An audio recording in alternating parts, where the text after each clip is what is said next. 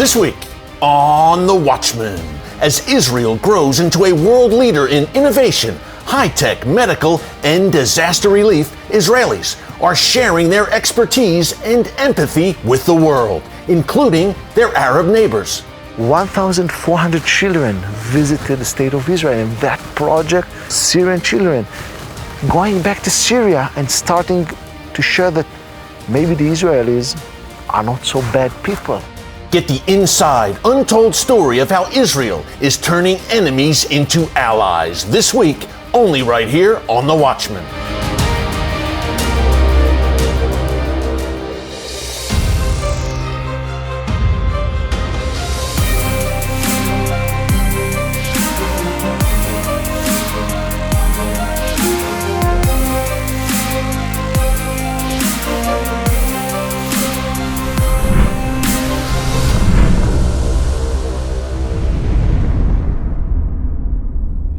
And welcome to The Watchman. The world's attention right now is focused, understandably, on the global pandemic known as COVID-19. Unfortunately, as we told you here last week, the enemies of Israel and America are trying to take advantage of this world-changing situation. Exhibit A, the Iranian regime and its proxy, Hezbollah. They continue to attempt to establish a foothold on the Syrian side of the Golan Heights, from which they can attack Israel. And surprise, they are getting plenty of assistance from the Assad regime. After over 9.5 years of bloody civil war, Bashar al-Assad has essentially won out with plenty of help from Russia, Iran, and Hezbollah. And Syrians have paid a very high price. Some 400,000 people, many of them children, have perished in this long and bloody conflict. During the peak years of the war, many needy Syrians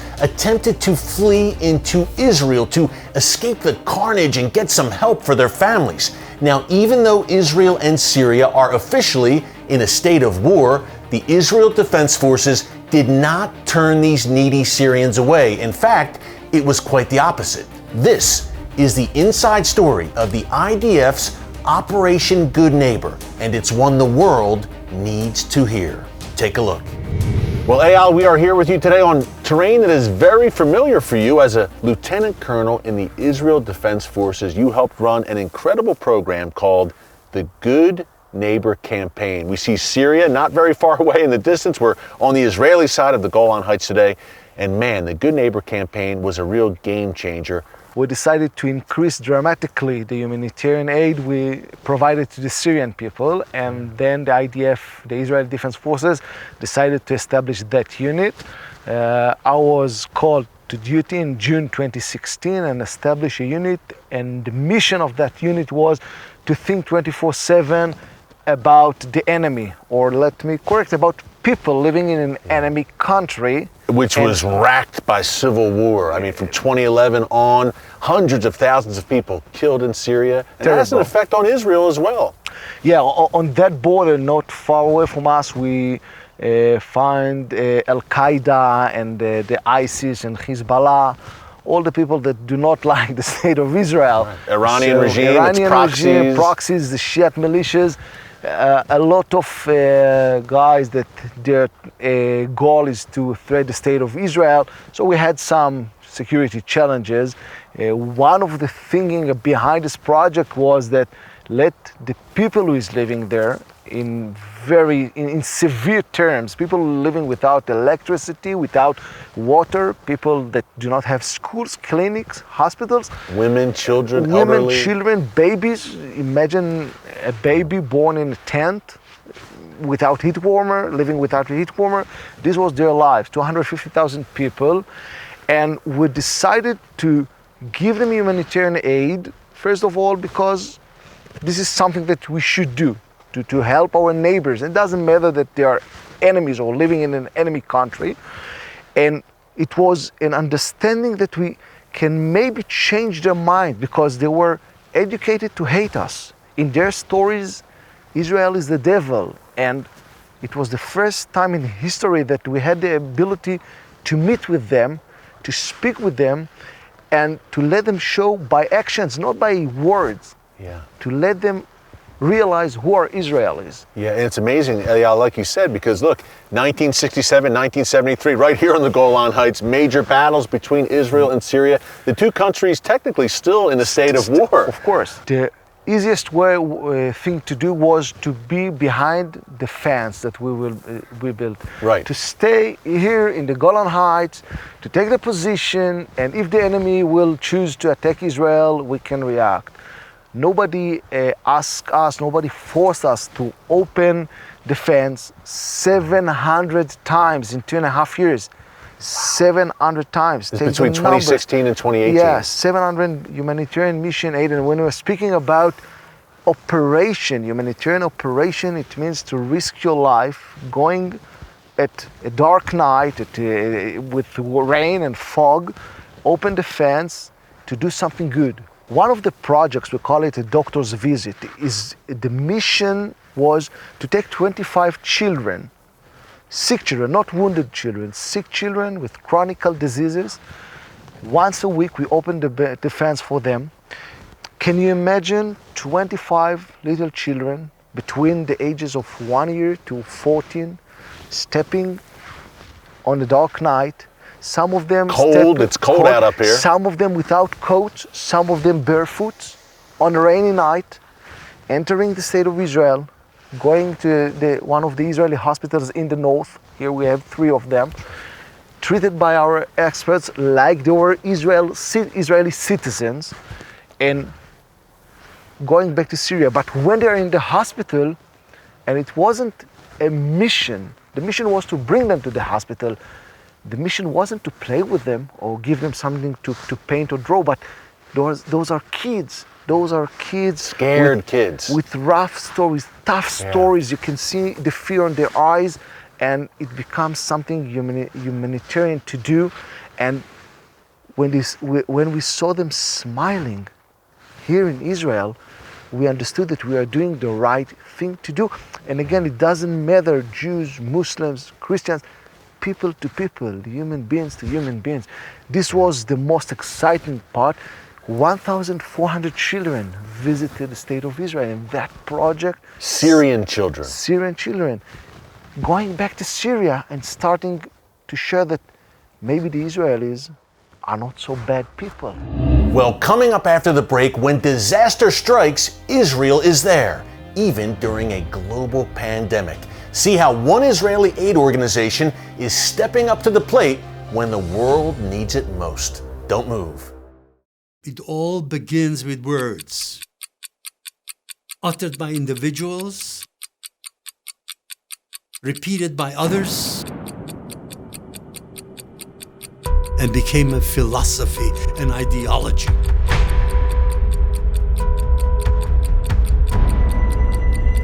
When you become anything without realizing that it's happening, it's called brainwash. I hated America. The Jews were the reason for all the evil in the world. This we must not allow to happen again.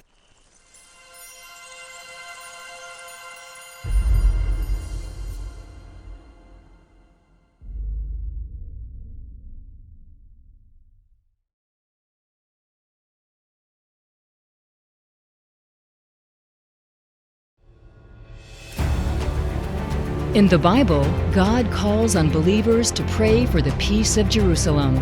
Now you can celebrate your role as a watchman on the walls of God's chosen city with this special one-of-a-kind bracelet. Designed and crafted exclusively for Kufi by Ethiopian Jews who immigrated to Israel, this stunning bracelet symbolizes the biblical mandate to stand in defense of Jerusalem and raise your voice for Zion's sake. In honor of Israel's 72nd anniversary, for your gift of $72 or more, we'll send you this eye-catching Medja Maria bracelet that showcases your love for Israel and its eternal capital, Jerusalem. This exclusive Made in Israel bracelet is available while supplies last. So visit www.kufi.org/bracelet to receive yours today.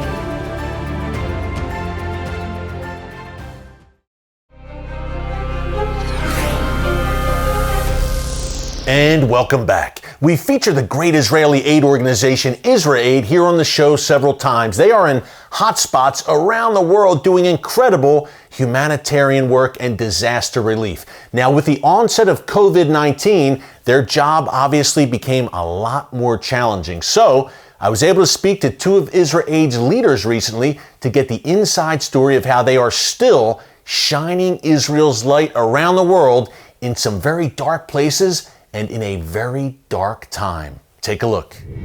Well, Yotam, Seth, thanks so much for joining us. Wow, you guys are doing incredible work around the world. Right now, obviously, there's some travel restrictions. Tell us how IsraAid is adjusting to this new reality with the coronavirus crisis. The good news here, and there aren't many good news in this pandemic, but the good news here is that we had teams on the ground in 15 countries, including the US. In these 15 countries, we were able to be there when it all started.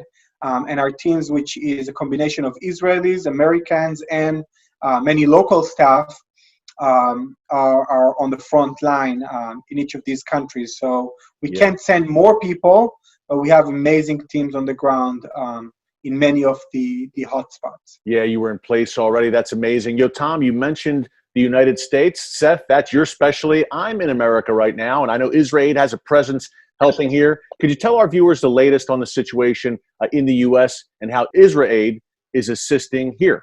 So one of IsraAid's leading sectors and responses always is dealing with people's mental health and well-being. A lot of times with children and people after hurricanes or earthquakes, different types of situations. And as we see what's happening in New York and across the US, it's unprecedented, the numbers. And we're very concerned also about the long-term impact it's going to have on people's well-being and mental health. And we've launched an online series of self-care, 12 ways to help you reduce your stress and anxiety. It's very practical tools. It's available for free online. And we're about to launch also a video series to go with that. And at the same time, we've mobilized volunteers in California to food pantries.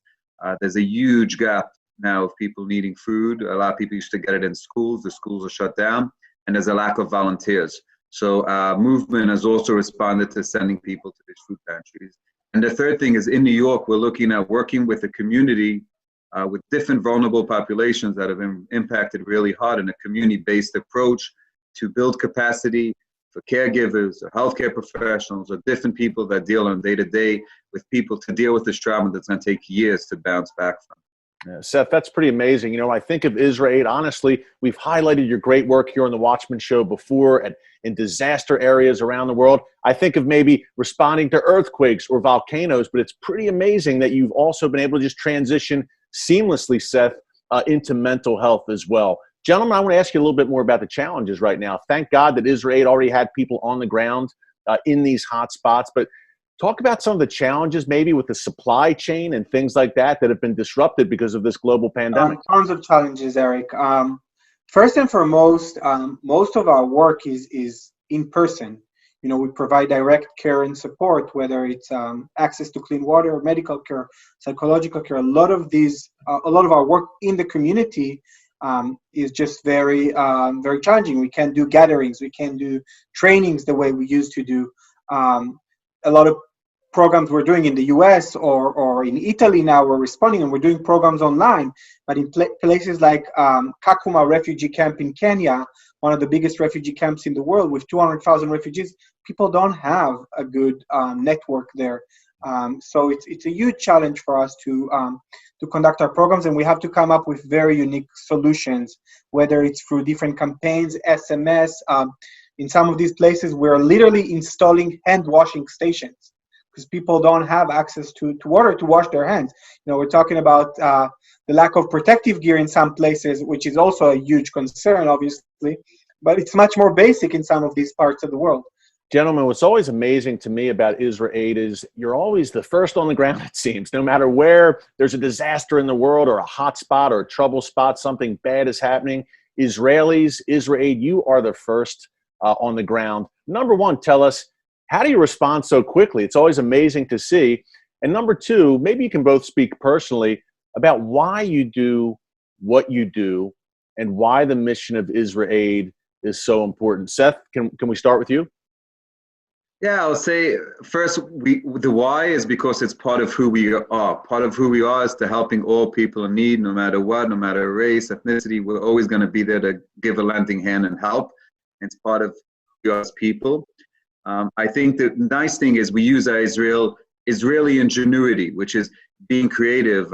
Tom just mentioned wash stations, so we reacted quickly in how to create it or how to create online sessions in a way of ingenuity. So we bring that to the field. And we always talk about being first, but we also have to talk about being one of the last to leave, because we stay with the community. We work with them for many years and create sustainable solutions. And even now, we told our team members, your safety comes first. They're heroic. They literally insisted on staying in the field and working with their people hand in hand with the community to build back. So in Israel, because of our challenges, whether it's the ongoing conflict or the trauma of the Holocaust or the water scarcity, or you name it, we have so many challenges in Israel and so many of our own traumas. But that our own trauma actually helped us develop tools and skills and models that we feel that we have responsibility to share with the world, especially with the most vulnerable communities. And God knows there's so many vulnerable communities right now with this global pandemic. It's actually one of our main challenges is and we're doing it on a daily basis. We're assessing who are the most vulnerable communities and where we can be helpful. Coming up after the break, we're going to focus on one Jewish organization that is helping needy Arab Christians in the town of Jesus' birth, Bethlehem. Folks, you do not want to miss this. Stick around. The rebirth of modern Israel is one of the greatest miracles in history. Despite centuries of tragedies and abuses, the Jewish people are once again thriving in their ancient and ancestral homeland. QAEDA's new ebook, Israel, 70 Years of Miracles, shows how God's destiny for Israel has been woven throughout her history, and how Christians are serving a divine purpose in blessing and defending His land. This free ebook is an invaluable resource that lays out Israel's remarkable story of resilience and how Christians can be a part of this modern-day miracle of God. Visit www.qfi.org/ebook to receive your free ebook today.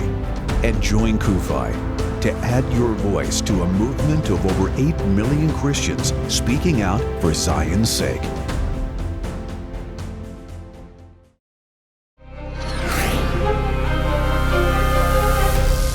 And welcome back. There was a time not too long ago when the population of Bethlehem was 80% Christian and 20% Muslim. Today, that number has reversed, and life can be very difficult for the Christian minority living in the birthplace of the Savior. Now, against all odds, one Jewish organization based in Israel is stepping up to help. Take a look.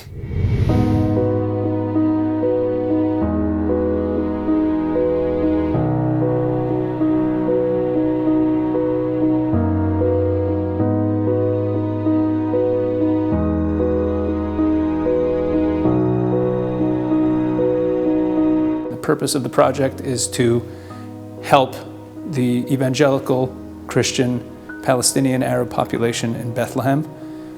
It's a population that is really suffering from a very high rate of unemployment. About 65% of the church is out of work, and they really are suffering for their faith, a faith which includes friendship and love towards the Jewish people, which is very unusual and in fact dangerous in the area that they live in. Because we stand on the Word of God, the Old and the New Testament, as God's Word, we stand with the covenant of God, with the land of Israel, with God's chosen people. We face a lot of persecution and a lot of attack. One of the attacks that our church was bombed 14 times, and I was shot 4 bullets because it's taking stand for telling the whole truth about God's Word. And we came up with this idea to create a project where we would go to all the churches that we know and people in the Jewish community that we know, and we would start to raise funds so that we could provide food assistance for the members of this community that are needy and out of work and need the help. In 2016, we launched the project, and we called it Blessing Bethlehem. And ever since then, every Wednesday night at the church in Bethlehem, there are over 150 families that receive a food package to help them feed their family for the week. That is coming from a cooperation of Jews and Christians who are sowing into this work. And that's what real peace is all about. That's really where the love, begins to grow.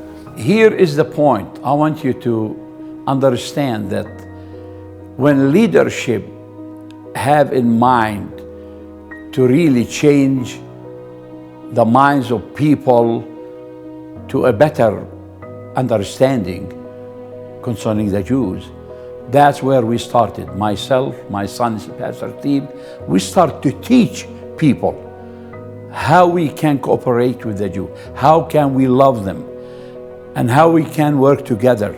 And when you plant the seed of peace and harmony in the hearts of the mind of people, you're going to have a good result.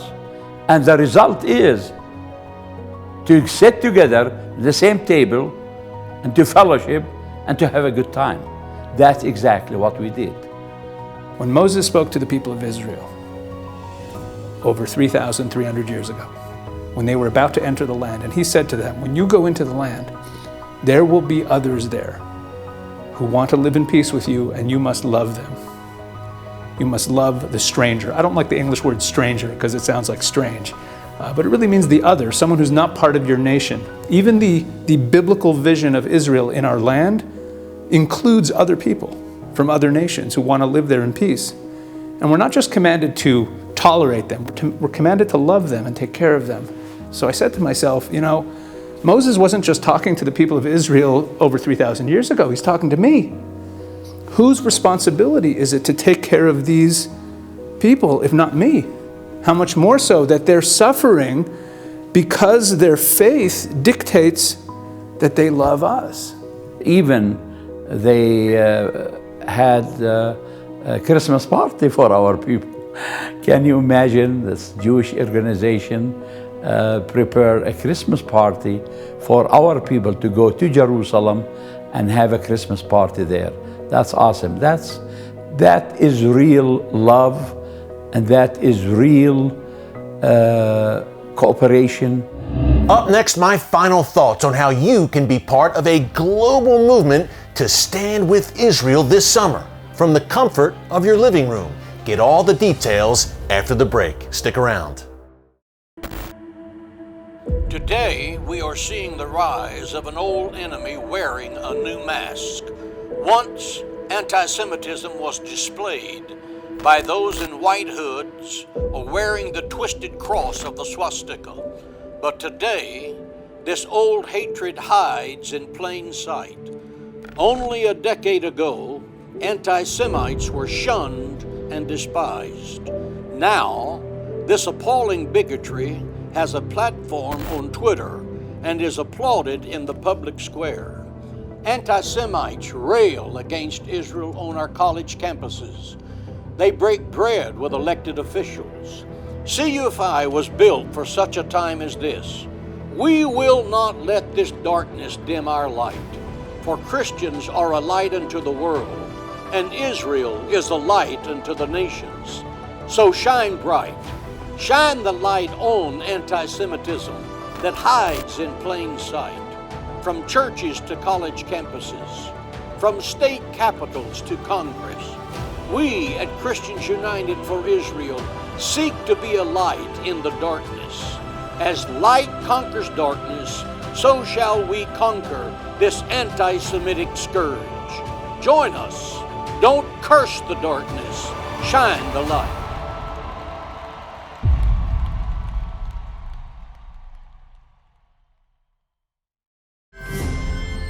These truly are trying times, but our mission at Christians United for Israel goes on as we obey God's biblical mandate to stand with Israel. For the first time ever, you are invited to participate in CUFI's virtual summit on June 28th through 30th for free.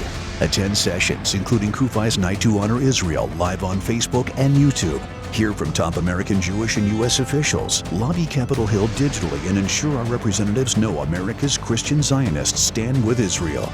And for the small cost of $25, you can attend additional special briefings, including a virtual tour of Jerusalem City of David, CUFI's Never Again film panel with Qasim Hafiz and Holocaust survivor Irving Roth, and a special briefing with members of the IDF. Don't miss this unique opportunity to learn what CUFI is all about and stand with Israel digitally from the comfort of your home. Register today at www.cufi.org/summit.